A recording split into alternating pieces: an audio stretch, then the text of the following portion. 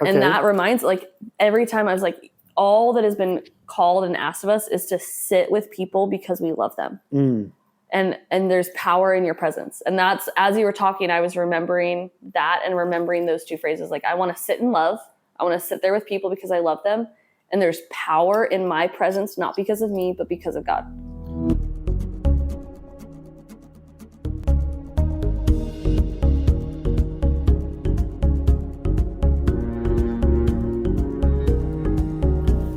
My name is David Small, and I'm going to be your host for the next little bit, but I'm also going to be joined, and I'm excited to share with you part 2 of my conversation with Bailey. If you have not listened to the first part, if you're just joining us and this is your first episode with us, I would encourage you to just hit pause and go back and visit episode 14, where I introduced Bailey and the first part of our conversation there, and then rejoin us here for episode 14 or episode 15 for this part 2 of the interview with Bailey. But I'm just thankful you're with us, and wherever this finds you, it finds me currently in Nashville, Tennessee. Well, Brentwood, Tennessee, and man, it's just crazy, all the travel over the last few weeks. And I was really blessed to spend a week of counseling in Denver.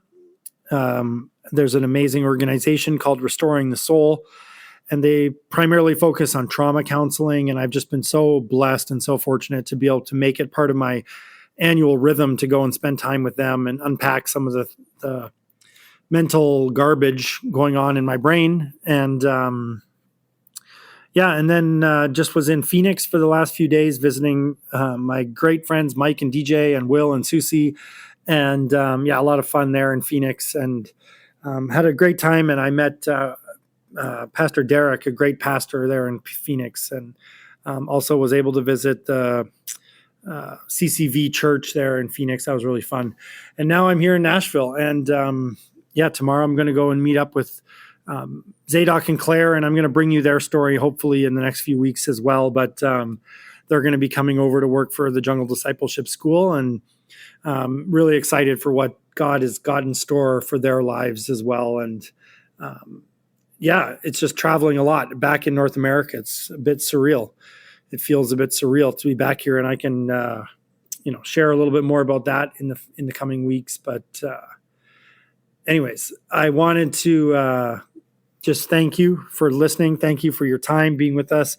And again, this week, we're not going to have the news from Burma. Hopefully I can get that going again soon. But I did want to bring you part 2 of my interview with Bailey and wrap that interview up. And and this summer, I just we'll see what happens with the podcast over the summer months here. But I'd like to bring you a few interviews and stories, just people's stories. I think everybody has just an amazing, interesting story. And I think we can just find encouragement in other people's stories. And this second part of the interview with Bailey, we dive into some topics like trauma, and but also, I just find it really interesting, Bailey's experience in her struggle with dyslexia. And, there's this pressure that is put on people, especially like young Christians. Hey, you need to be in your Bible. You need to be reading your Bible. And for someone who struggles with dyslexia, reading the Bible is torture. It's hard. And so for some people without dyslexia, reading the Bible is hard. And so it's just interesting in the second part of the interview as Bailey unpacks a little bit about that experience in her life.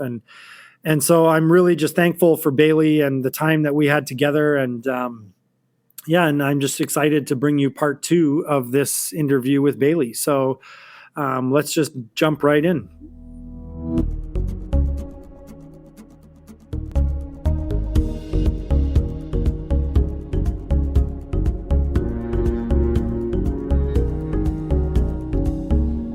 If I segue this into a new topic, one I wanted to talk about earlier, especially when you were talking about your trip to Tajikistan and the things that the women have gone through, I'm curious, over the last 8 years, I'll start with a basic, broad question on your education or your change in your thinking on the word trauma. Oh. And trauma, I'll just say, trauma for me was a word that in the West has become a buzzword. Mm-hmm. Oh, I'm traumatized. I have trauma. I have this and that, and I would often roll my eyes, and I had to kind of redefine this word or think about this word. And so I'm curious, as somebody who has come over here, what is your experience and how has this word changed for you for trauma? So I feel like my understanding of that word actually has grown to encompass a whole understanding, because there's someone who their context is key. Like their context of their world affects how they experience the world. What do you mean? Explain that. Yeah. And so like there's someone in Burma who every single day they don't know where their food's going to come from. Or someone every single day in America who super rich, like goes to the best schools, eats the best food, whatever, and they experience things differently, but they both experience trauma. And so I think actually when I first came over here, I just assumed, oh, you have nothing to worry about. You have all of your needs met in the world. Nothing traumatic could happen to you. And then I see, again, before I came over, before I moved into the mission field, before I moved overseas, I feel like I saw it really two-dimensional. And I saw people who live in a third world country, they have all of this trauma. People who live in this context don't. Have no trauma at all. Right. Like they couldn't possibly. Right. Because nothing in their life, even if they feel something was bad, couldn't possibly be that bad. Sure. And I feel like as I've started getting to know people who have gone through horrible things and watched them deal with it beautifully, have watched them really understand and been able to come out of it not traumatized. Like how do you come out of war and you actually are like a really functional member of society and really don't know how to don't really identify with that word. I've seen it more in a 3D 365 view of like it really something in your life could really affect the way that you view the world. And I don't know if that's the answer you wanted, but I feel like my view of trauma has just grown and expanded. And I don't always believe that things that people are saying are traumatic. I think I look back at the West and I view them as, oh, you or me, when I was seeing it in 2D. I also like what you're saying, or the way that you describe it, in the sense that everybody's experience of it, or everybody's experience in life, will decide what is and what isn't trauma. Like, you're not saying that only people in the third world experience trauma and nobody in America experience trauma. Like, the way that you've defined it or learned it is just that, hey, it's going to be an individual thing. Yeah, just because we both experienced this thing the same. Right. We experienced the death of a friend, a death of someone we both knew. And for me, maybe it like wrecked my world. But for you, it didn't. For whatever reason, whatever phase of life we were in, whatever else was happening in our world, it affected me differently than it affected you. And I had to get on board with the fact that things that people experienced were going to be different for every single person. And every single person was going to experience this situation differently. Whether or not we would consider it trauma or not, I think it's a word that we use because we need to put things in categories. And because there are very traumatic things that happen to a culture, but also the things that happen to that culture affect those people individually different. And even how you combat or enter into people's trauma, enter into a culture's trauma, is going to look different when you talk to each individual person differently. Mm-hmm. We've been through, we spent a considerable amount of time together at our training camp over the last couple of years when the Burma Army is actively bombing everything. Mm-hmm. And I remember feeling that FBR training ground was a big target. Mm-hmm. And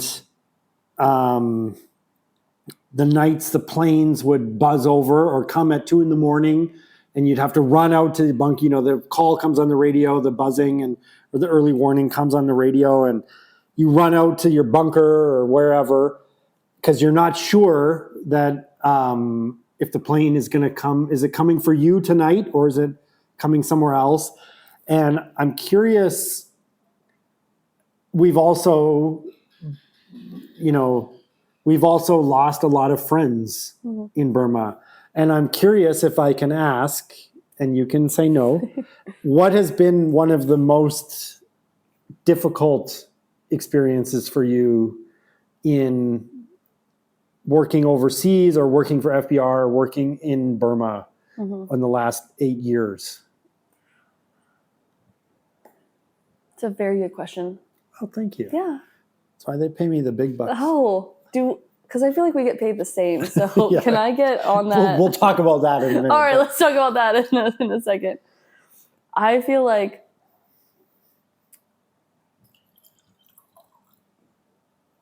I think that one of the hardest moments almost isn't some of that stuff that you're talking about that we walked through together. Okay. Like, yeah, sure. Like I remember you wrote this email one time that put words to what I was feeling. Like you put on a all call prayer mm-hmm. email and you're like, our camp is going to get bombed tomorrow. Mm. Like it's not an if, it's a when. Mm-hmm. And I remember reading this email. We hadn't seen each other that morning yet because you wrote it when you were like, before you came down and got Wi-Fi and I read it before I saw you that morning. I was like, oh my gosh, these are all of the things I thought last night. Mm. As we're like, it's right now. This is totally going to happen. And mm-hmm. it's you, me, and 2 guests and all of our ethics. And how are we the only people here? Like our only long-term staff here. And that wasn't even something that was that hard. It was mm-hmm. just, that's the reality we're living in right now. And we need to figure out how to handle it well. Mm. And I feel like both of us separately handled some of that. And I remember we ended up losing really early on in the coup. We lost a lot of people, mm-hmm. including this girl named Elizabeth. Mm-hmm. And she was a basic student. And I spent like the whole training camp there. And we just got really close because mm-hmm. I'm a woman and I get to know these women because there's not very many of them. If we have 200 students, maybe 50 of them are women. Mm-hmm. And so I get to have the really cool opportunity of getting to know this really small group of people, like how I feel like you did with our advanced students. Mm-hmm. There's 20 of them. You get to know them really well. Mm-hmm. That's how I felt about the women. And that's how I still feel about them. Like I have a really unique opportunity to spend a lot of time with them. Half of them are living in my house. And I still get to see them on a daily basis. It's great. Sorry, go ahead. And I was really hoping to go on that mission that year, but mm-hmm. because I chose to spend so much time there during training camp, I had to leave because of my visa. Sure. And I was kind of on like the last trip out right after graduation maybe. And the walkabout to Tadadur. Yeah. Like I think I left right after that, maybe that year. Yeah.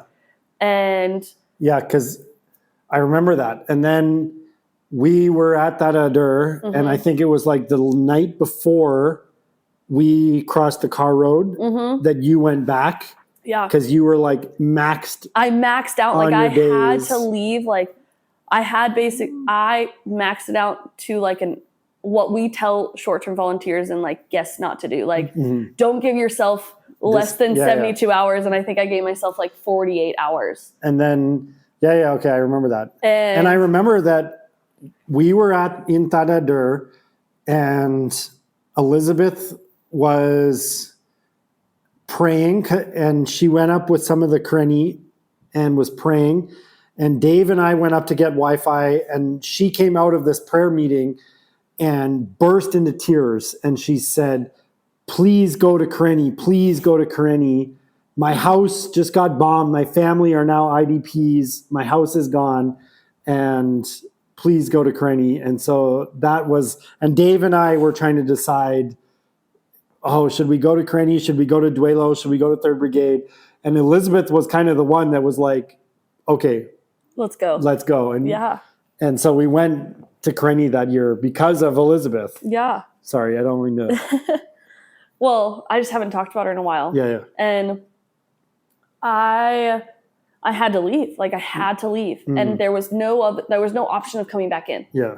Especially because you went to Karenni. Yeah. Like you were gone. And when I planned my trip, like I had no way of knowing the way it would have gone. And a few weeks later, she was killed. And she was killed by the Burma army in an airstrike. And then a week later, another friend died. And the last moments I had with him were Rito were of him being so stupid at a GLC training. I'm like, what are you doing? Stop putting your friend in a rice sack and dragging him around. I need you to focus. Like I have these photos on my phone of all of these boys like shoving each other in rice sacks and like trying to pick them up and carry them like a load and all of these really fun things. And I remember leaving and the guilt that I felt leaving, not because I had any idea what was going to happen, not because I wanted to abandon them, but that's how I felt. And the hardest moment was when I got that email and then I looked around and I realized nobody I was with knew her. Right. Nobody understood. Nobody understood. Nobody that I was with knew Rito. One person knew him the way that I knew him because other people were with him. Like they're inside, like the people I was around didn't know this person. And so as I was grieving, nobody around me was grieving the way I was. They were grieving because they didn't understand. They didn't understand. They cared and they loved these people and they loved Elizabeth. They loved Rito, but specifically the people I was around at that moment. And it was some of the first that we had lost right after the coup. Right. And so it was this, we could feel the shift. It was the feeling of the shift, the guilt of feeling like I abandoned them. And like I would dream of Elizabeth at night. And I couldn't really go and talk about this because nobody around me really understood like, oh, I feel guilty because there was one Sunday afternoon where Elizabeth is standing outside my house asking me to go swimming with her. And I chose to do something else instead of going swimming with her. And I dreamed about that. And the like guilt that came from that because I did like keep some of the stuff in. I was starting this role in reporting right around the same time. And you're busy. And I'm busy and so much is happening and I'm grieving this person that nobody around me knows as well as I know her because I just spent so much time with her. I spent 3 months getting to know her in a really condensed, it doesn't feel like a long time when you say 3 months, but the way we do 3 months is live, sleep, eat, breathe, swim, die, blood, sweat, tears. Yeah. And how do you handle that? How do you process it? Like, how do you deal with that kind of guilt? How do you deal with grief?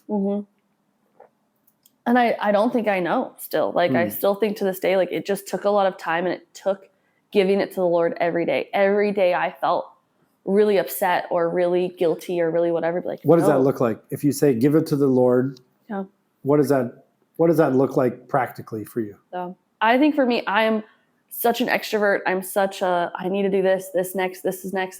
And it actually involves me stopping and taking some time apart and taking some time with just like, so like sitting in worship, sitting with the Lord and actively talking about the things that are like so deeply in my heart and soul that he already knows. Right. But I haven't said out loud. Like even what's if it's breaking your heart? Yeah. Like what's breaking my heart today. And allowing myself to cry over it, allowing myself to feel the feelings. It's really easy to not because there's always something next. And I think I've had to teach myself how to feel the feelings. Right. Because you, as an extrovert, which you said, you kind of schedule your life so that there is always something next. Yeah. And that schedule may not leave time for your heart. Yeah. And so you have to learn the practice of, okay, change my rhythm a little bit and say, okay, God, I'm going to listen to worship music. I'm going to cry. I'm going to be angry. I'm going to do whatever. But I have another question that I'm not allowed to ask. And when I think about this question, I think about none other than Brad Pitt. Because Brad Pitt was... So random. That is random. Bear with me here, because Brad Pitt was in the movie Fight Club. Okay. And I don't know if I recommend this movie or not, but Fight Club, was the club where they go and fight each other. And the first rule of Fight Club was that you can't talk about Fight Club. And I've heard these rumblings that you may be in Fight Club. No, can you tell me about Trauma Club? Or are you not allowed, is the first rule of Trauma Club Don't talk about Trauma not allowed to talk about Trauma Club? Okay, see, I know things. What is Trauma Club? So, are you allowed to talk about Trauma Club, or are you going to get kicked out of the group? Well, as a founding member, they can't kick me out. So, okay. See, that's good. You get to make the rules. I get to make the rules. Okay. Well, and I'll describe in a way that, makes sense and won't get me kicked out. Okay, good. I think an amazing part about us being here is our community. Like, we've joked a little bit in this conversation about how you're not personable or you don't have friends. What? Get out of town. It's okay. I can edit that out. And both of us would say we have amazing community here. Yeah. Like, that's something you've talked about in your episodes, and I've even felt it as you've left our organization, as I almost feel like we've become better friends because you're not reliant on seeing me every day at work, or the fact that we'll spend 3 months together in Burma and that I'll check off the Bailey friend box in our 3 months in Burma. Like, oh no, like I have to text her randomly on a Wednesday because I leave on Saturday and we're not going to fly to Bangkok together. Like, I've seen that. And we just have an amazing community here that actually understands these things. Like, I can go to a friend here and say, I am so devastated over Elizabeth. And I know you don't know her, but I know you understand that feeling. Right. And they're devastated about whoever that I don't understand something else. Or I had to leave because of this visa reason. They're like, I've done that. I understand. I don't understand this specific moment, but I get that feeling in a different way than anybody in the West, anybody in our home country or hometown would understand. Just like I'm not going to understand their life in America. They're not going to understand my life here. And we have some friends. They're mutual friends of ours. Yeah. And we were sitting around one day, just like hanging out, talking about some other things, not even about war, not even about our stuff in Burma, about childhood stuff, about losses of marriages, about how to raise children with a single parent household, things like that. And we just thought we were hilarious. And we are hilarious, for one. Yes, okay. And we created this quote unquote trauma club. When you think of yourself as hilarious, that I'm sure you actually are hilarious. Yeah, okay. Yeah, as you know, because you think you're hilarious. I hire all of the boys to live in my house to laugh at all my jokes. Hire them for free? Yeah, I know. I feed and clothe them. With your own clothes, I know. Yeah, they just steal them. They steal your clothes. Anyways, And it's not about this club where do you go and just cry and sit and cry in a circle? We don't. That's actually a rule that we're not allowed to show emotion. No emotion. That's not true. No, but I think it's funny because, okay, I actually do know the rules. I know you know the rules. I'm pretty sure I shared the rule. And I think that the rules and I brought it up because I think the rules of Trauma Club are really clever because it's really just against what any sort of psychologist would recommend. Or if you were to think of some like trauma, let's all hold hands and sing Kumbaya.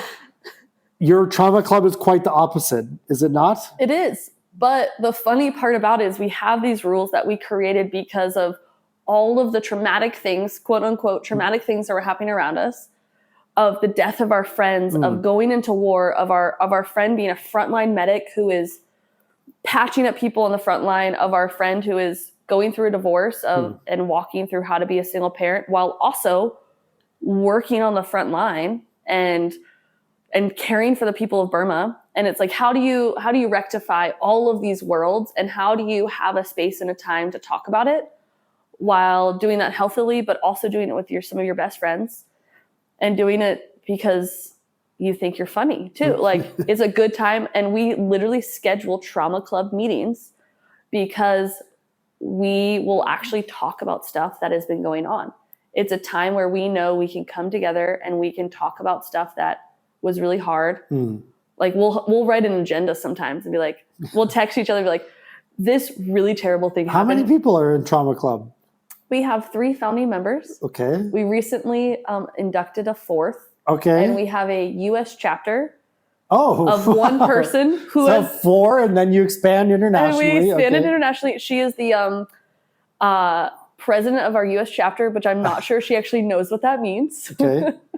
What, did she just meet by herself? I don't think that she has any idea that she is the club president. Oh, okay, but you've named her. But we've named her. Okay.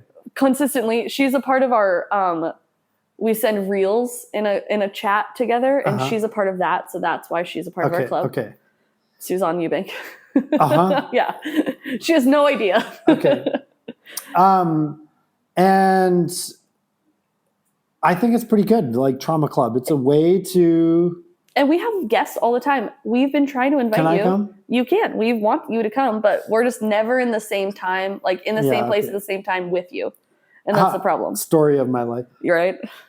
This is maybe a random or awkward question to ask on the podcast, but as an observer of my life, how do you think I handle trauma? I'm genuinely kind of curious about this, actually. Oh, wow. Are you sure you want it to be on the podcast? Well, I can delete it. Good. So it's okay. I mean, I feel like you might be as good as I am. Like, so terrible. So not great at it. Like, okay. You find, like, part of why you like the rules of Trauma Club is because that's the way that you feel it. You make jokes in it. You figure out how to get through it. And I think a little bit is because sometimes traumatic things happen and then they're done.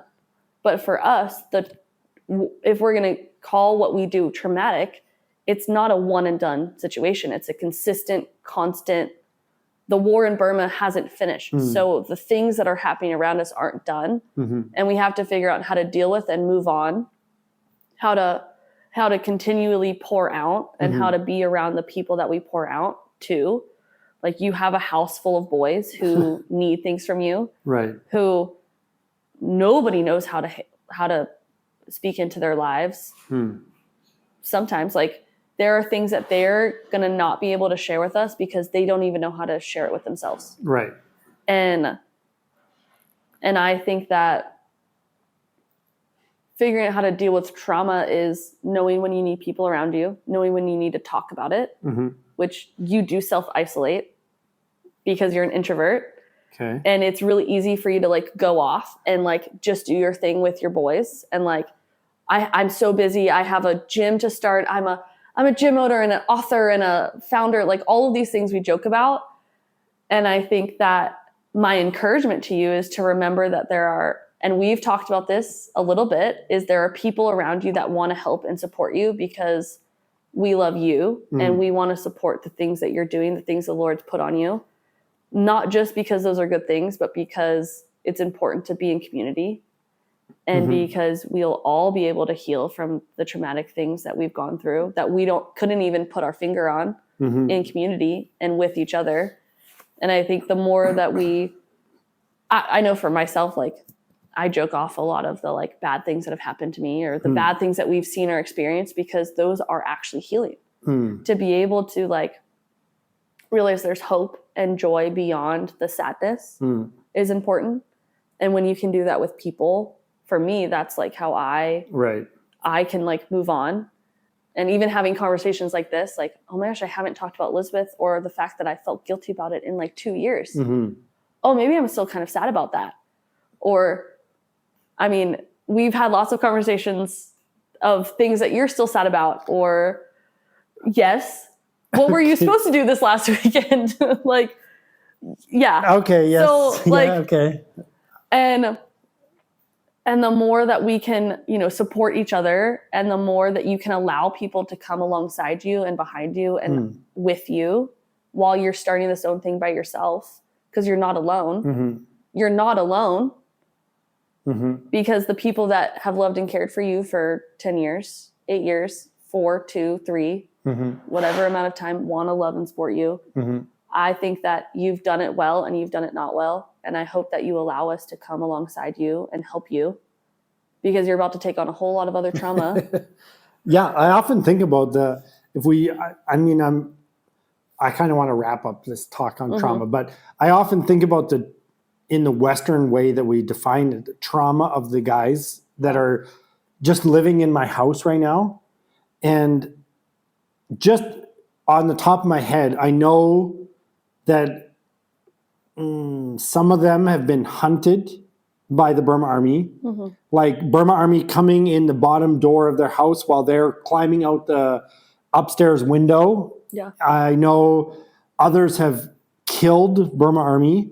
I know some of them in my house have killed Burma Army with a knife, which, like, I used to joke in the army, when we used to, because, you're trained to fix a bayonet on your rifle. This is a very like World War II kind of fix bayonets. Like, if you have to kill someone with a knife, like, you are in many things have gone wrong in your plan. Yeah.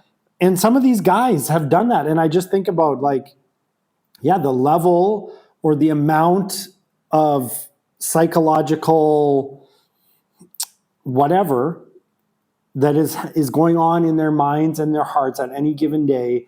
I just think it's a lot. And I think love breaks it down. And I think that really at the end of the day, the only one that can heal it, if I use the word heal, is Jesus. And this is only my experience in dealing with trauma. And next week, I'm going to Colorado to spend a week in trauma counseling. Yeah.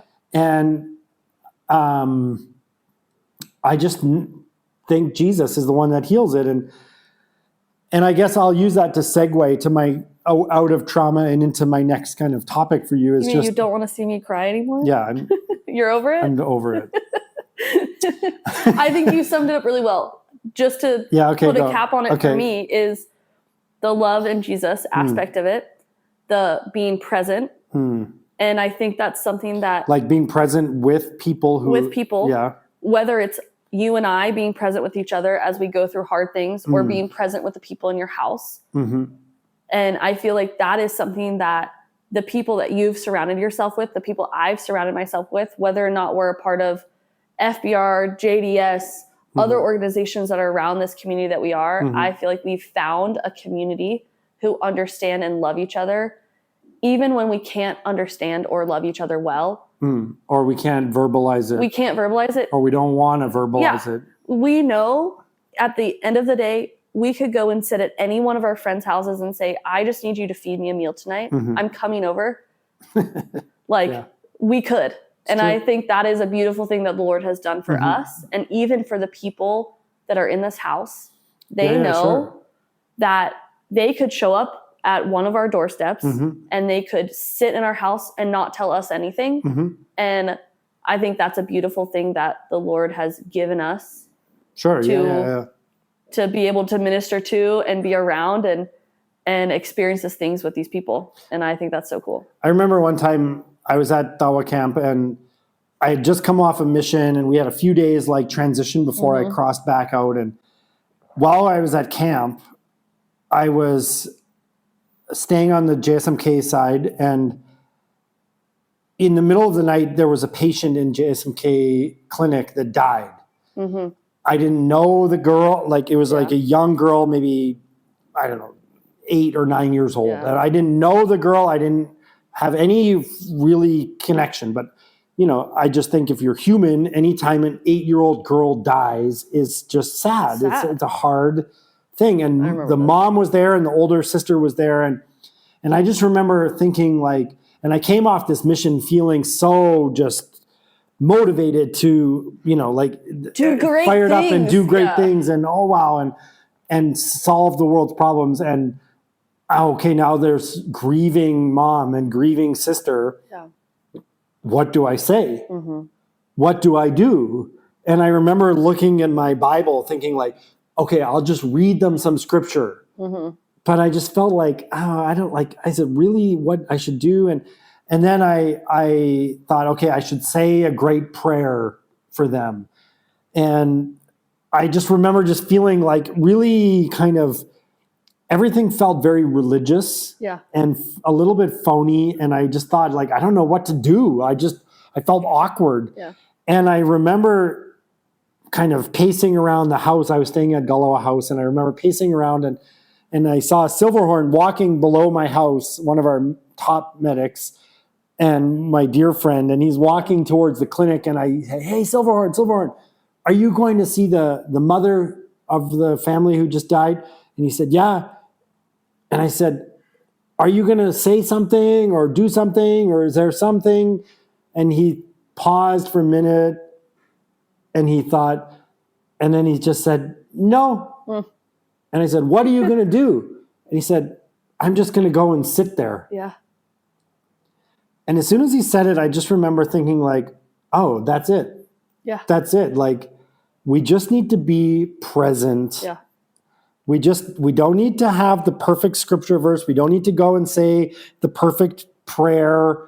We just need to be present in people's lives. Mm-hmm. And yeah, I just remember going to sit with this woman, the mom, and the body of the 8-year-old girl was there, and the sister was combing her hair, and mom was busy packing up things and doing busy things so she wouldn't cry.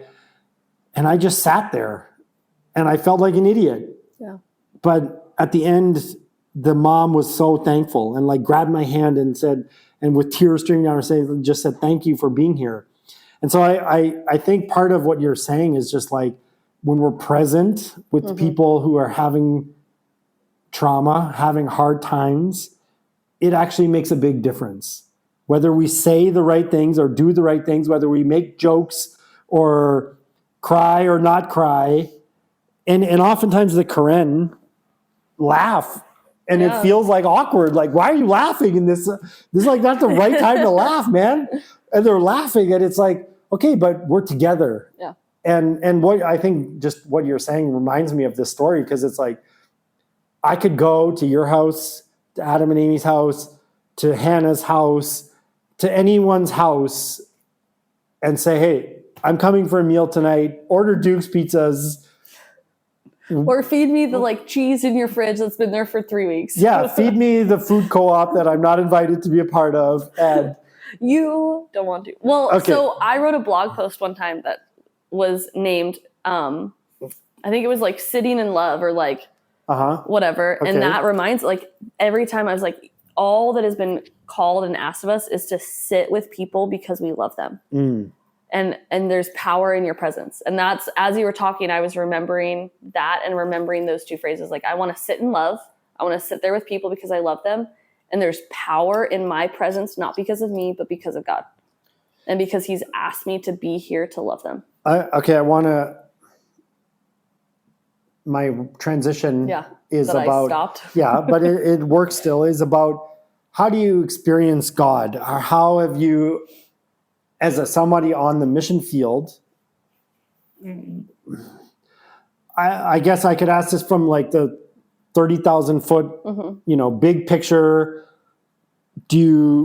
How do you experience God in Burma? But then also at the, lower level, practical, what does it look like for you in your spiritual life day to day? I think part of going back to one of our conversations earlier of what is your definition or how do you view yourself? And then how is this word missionary used? Mm-hmm. Is I feel part of why I struggle with that word was because my relationship with the Lord goes up and down, and I'm mad and I'm sad and I'm joyous and I love it. But as a missionary, aren't you supposed to just be like a super perfect all the time? Yeah, super exactly. Okay. And part of when I go back to America, when I tell people about the ministry I get to do here, is like I get to see the highs of highs and I get to see the lows of lows. Right. And I experience that even in one day. Mm-hmm. Like you're talking with people who have accepted the Lord one moment, and the next moment you are talking with a family whose father was beheaded by the Taliban, and they're the ones that found their dad. Like you see it all. Yeah. And or you're having a great fun time with your friend, and the next moment something really terrible comes out of Burma, and I'm in my job, I'm the first to hear about it sometimes. Yeah. And your phone, every text message, it could be anything. Heartbreaking. And the anxiety that comes from that. And I said it earlier, is like, how do you like give it to God? And you've asked that question, and we've talked about this in many other talks and hangouts and with our staff or with our friends. Like how do you consistently, like, how does your walk with the Lord affect your daily life? And I'm extremely dyslexic. And I've always had a really hard time reading the Bible because I can't read it. Right, because of dyslexia. Yeah, like I can't sit down and feel like I'm connecting with the Lord reading my Bible. Right, because you're like, what the heck is like... It takes me 3 times the amount of time it takes to read a sentence that it does for you. And I'm not actually looking at the meaning. I'm trying to figure out what each individual word is saying. And then I'm, okay. And then in the context, what does this mean? Right. That's not... Like, come on, man. Like, what are you saying? Yeah. And so that's never been how I've communicated with the Lord. I go to it. I can listen to it. I can hear other people talk about it, whatever. But I'm not going to sit there and like sit in the word the way that you would. Like, I'm not an avid reader. I'm an avid listener, so I've always felt like worship music has been how I've connected with the Lord. And I can tell, like, when I start my day listening to worship music, when our house, like my house, is filled with worship music, my day is so much better. Like, that's how people say when they, like, start the day reading the Bible. But that's not fun. It's not light. Like, I feel like my time with the Lord, I want it to be, it sometimes has to be hard and I have to figure out a problem or whatever, but like, most of the time I want him to sit with me. And for me, like sitting with the Lord and just giving him my day, giving him my life is like even just listening to music and talking to him. Right. Whether it's funny. We often think like, oh, I got to go and sit with God for a while. But just to hear you say it, like, I just want God to come and sit with me. Like we've reversed it a little bit, and God wants to sit with us. Yeah. Like, why do we think that's not a possibility? God wants to come and sit with us. Yeah. And I think in my walk with dyslexia, I've realized he will show up no matter how I want to come to him. Because most of the time, like I heard growing up, like, you have to be in your Bible. You have to be in the Word. Sure. You have to whatever. And I couldn't do that. Right. And I felt it's so hard. It's so hard. Like, why is this so hard? That means I'm not as close to the Lord as someone else. And when I figured out what my because I can't read the Bible. Because I can't read. Sure. Like, I just can't read. And when I realized what it could look like. I mean, you can read. I can read. You read my text messages that I and my sometimes. Angry emails. Yes, angry emails. Yes, I do read those. But when I realized that I could come to him anyway because he would come to me any way that I needed, is what changes. So like when I feel disconnected, we kind of put God in a box. Yeah. You know, like if you want to experience God, you need to do this.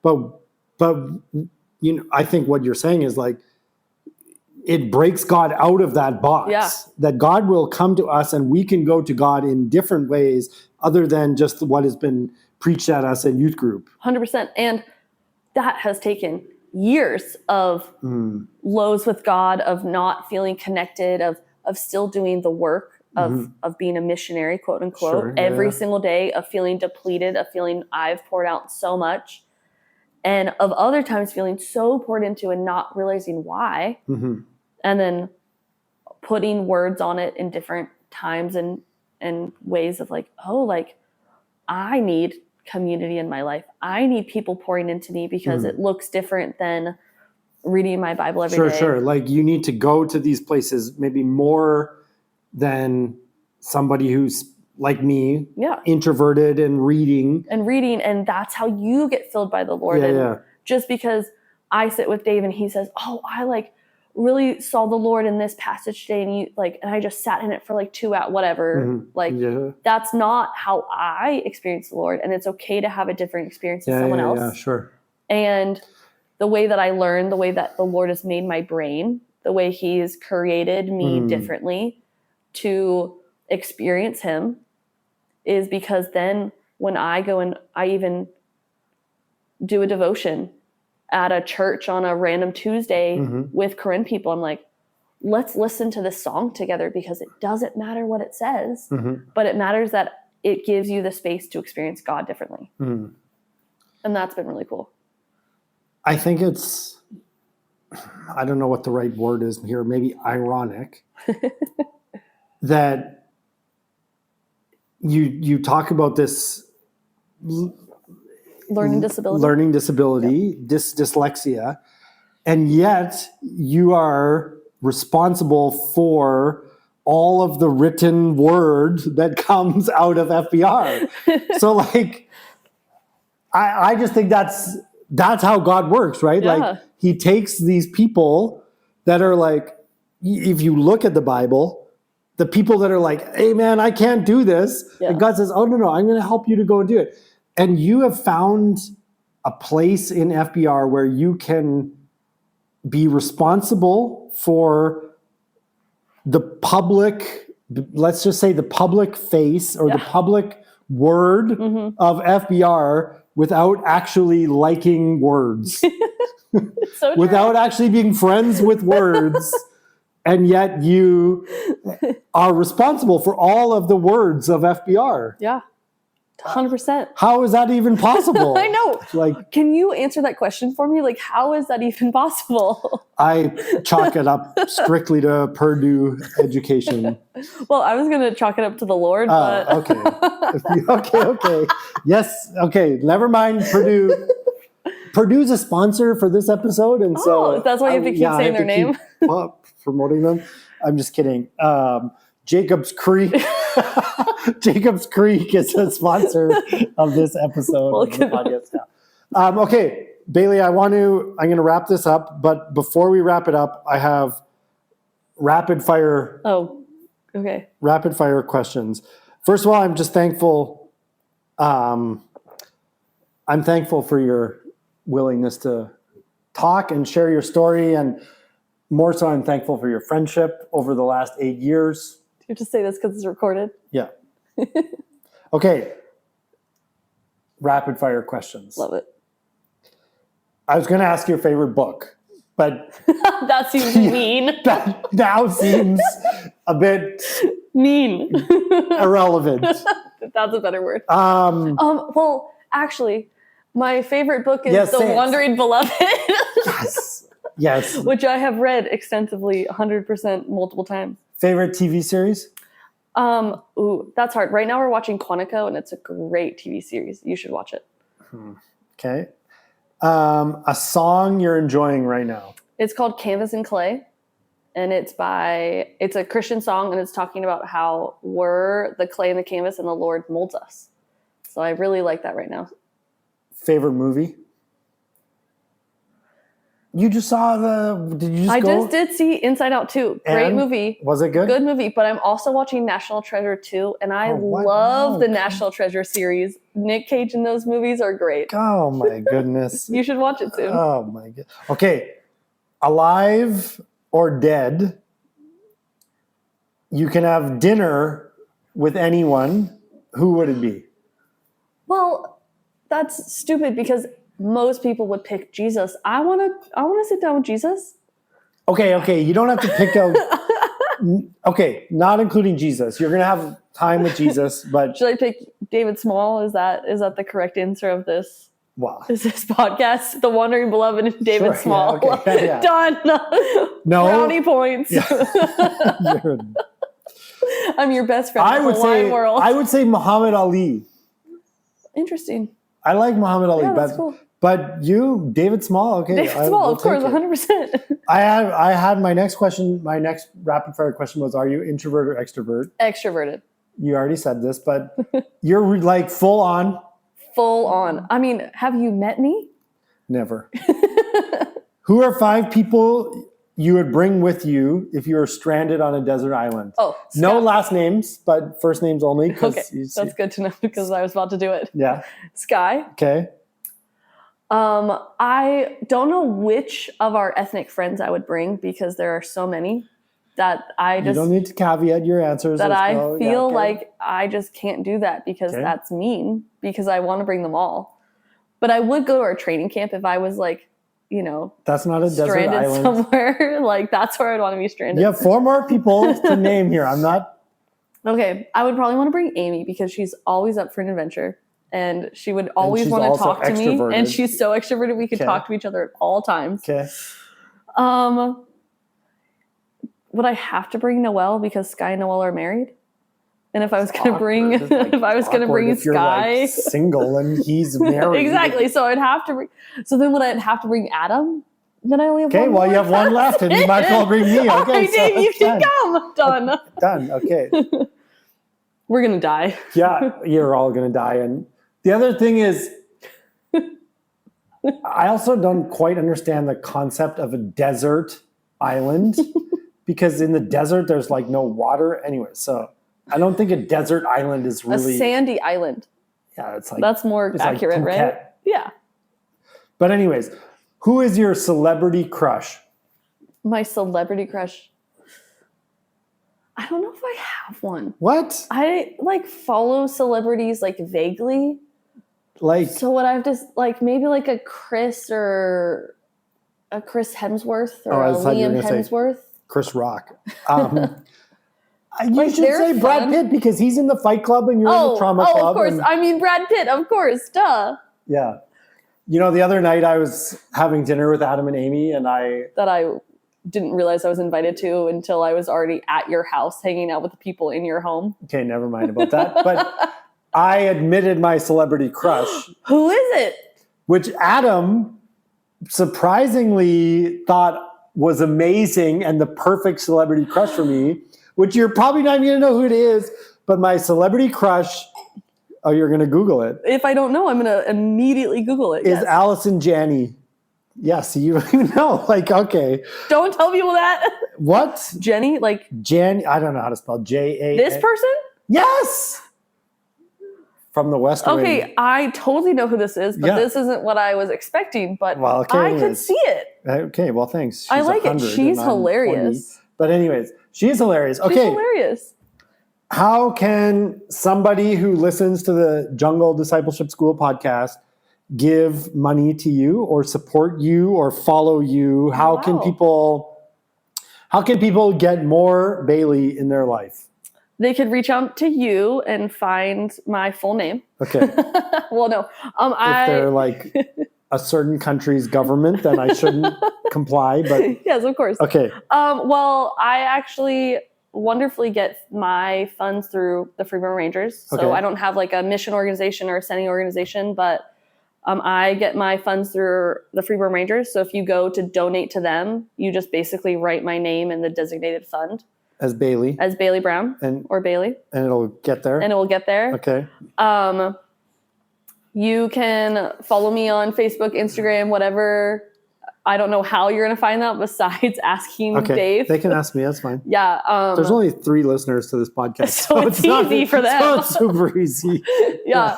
Like I have a little Facebook group that I keep updated on my whereabouts. Or kind of my like random photos and pictures live on and support. stuff. You live on support? I live on support. FBR does not pay you? They don't pay me.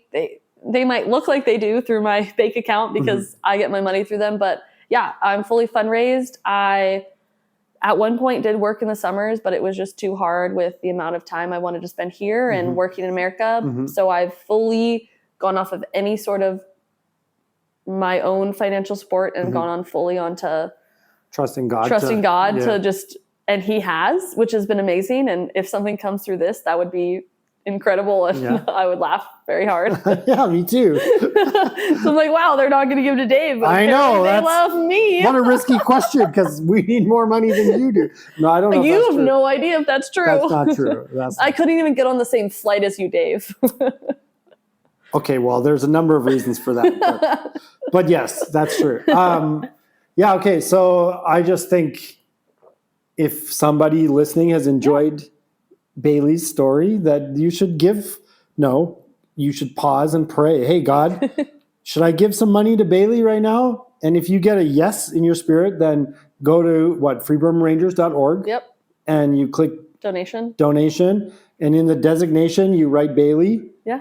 Amazing Bailey. Can they write amazing Bailey? They probably could, because Wes would know who it Yeah. was. Okay. If you write amazing Bailey in the designation, it'll end up in her pocket. It would. And at that point, then it would probably end up in your boy's pocket or the that's true. Burma's pocket. That's like, true, for reals. because Bailey paid for the boys to go to some sort of tube water slide park or. It was awesome. Okay. It was so fun. Okay, my last question for you, which again, I'm thankful for your time tonight and our sponsors to Purdue University and Jacobs Creek. Do you have any final thoughts or comments that you would like to leave with the Jungle Discipleship School podcast listeners on? We've covered a lot of topics this evening. We've talked about trauma. We've talked about, being a single woman coming to the mission field overseas, the opposite side of the world. We've talked about even dyslexia and learning disabilities and following a calling or what God has for you in that. And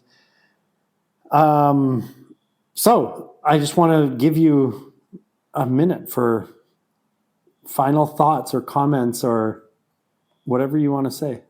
Yeah, I feel like as you were asking that question, the thing that kept popping in my head was the thing that popped in my head my first year of moving overseas was just say yes to God.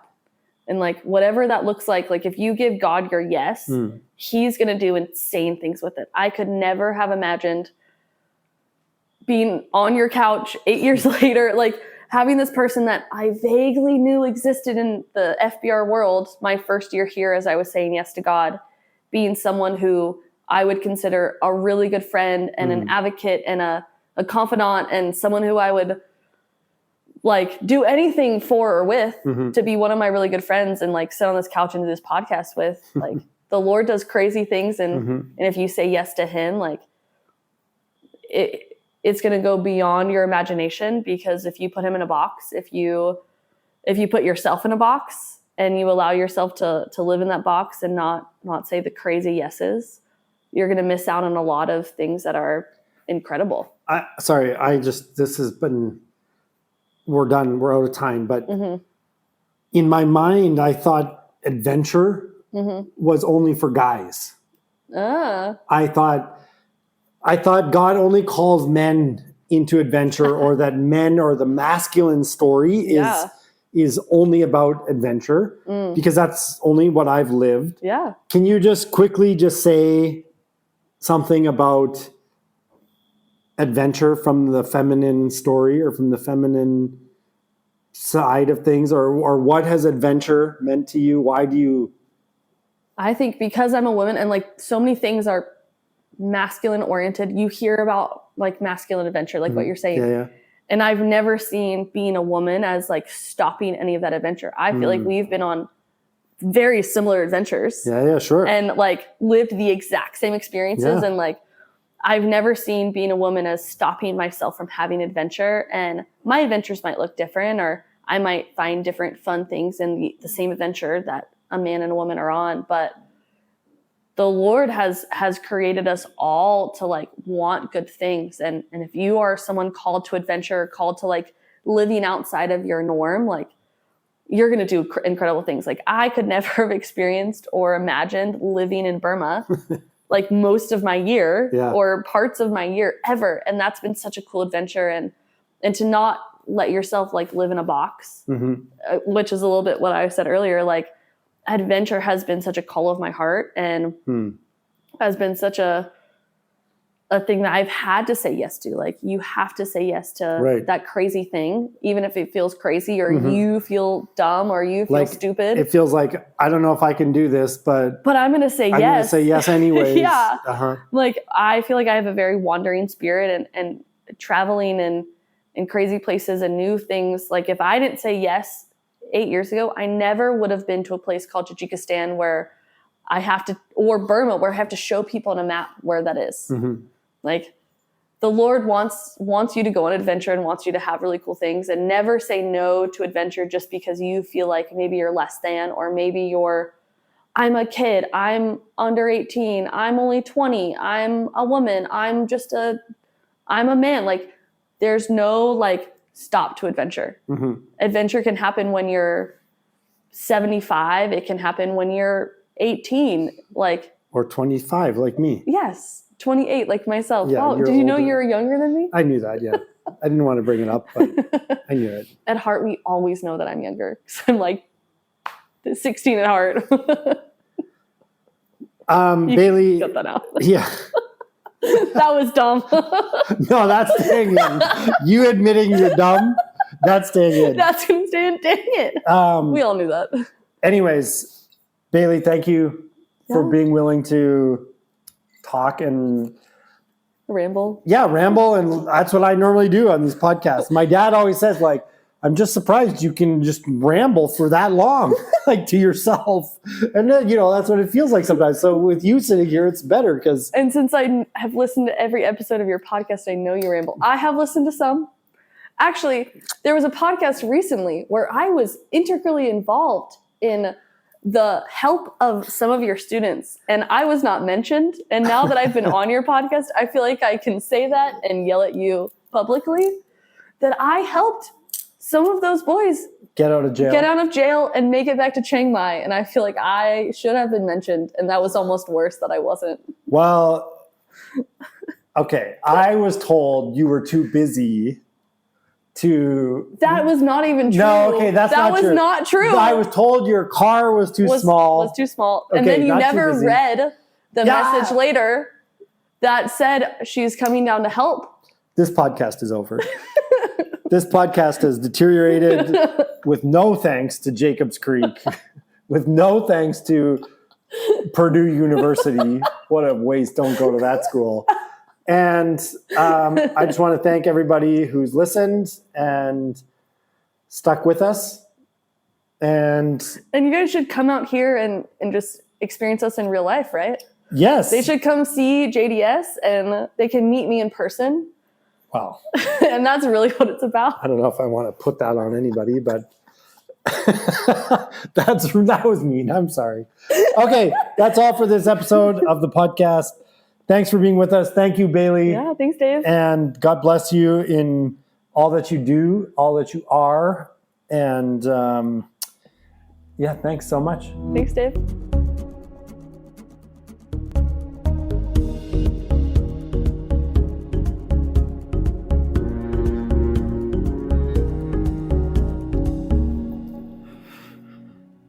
Well, thanks for being with us. And I'm just going to close this in a word of prayer here. And I'm just thankful for Bailey and her story and all that she shared. And like she mentioned in the podcast, come on out. The Jungle Discipleship School is looking for at least somebody, preferably a couple, to come out and work for our QRF program. And but you're always welcome to come and teach at the discipleship school, to come out and see our program. And we're just thankful for everybody who's a part of our community and sticking with us. So let's have a little word of prayer to close this out. Father, Jesus, Holy Spirit, I just thank you that, you love us and you guide us, that if we give you our yes, that you'll take us to wild and crazy places, and that it'll be a crazy adventure with you. And so again, I give you my yes, and I give you the yes of the Jungle Discipleship School, that we as a community will follow you. What you want us to become, where you want us to go, what you want us to do, all of it, we give it to you, Jesus. the whole school, the whole program. We give you our yes. The same way that Bailey said yes to you, that she's just going to follow you and she doesn't know why or where or what's going to happen. And I just am thankful for that. I'm thank you for the courage that you put into Bailey. And I just pray a blessing over her and her ministry with the Free Burma Rangers and her friendship to me. And I just thank you for everybody who's listening. And I just pray a blessing over them. And we love you, Jesus. And we ask these things in your holy name. Amen.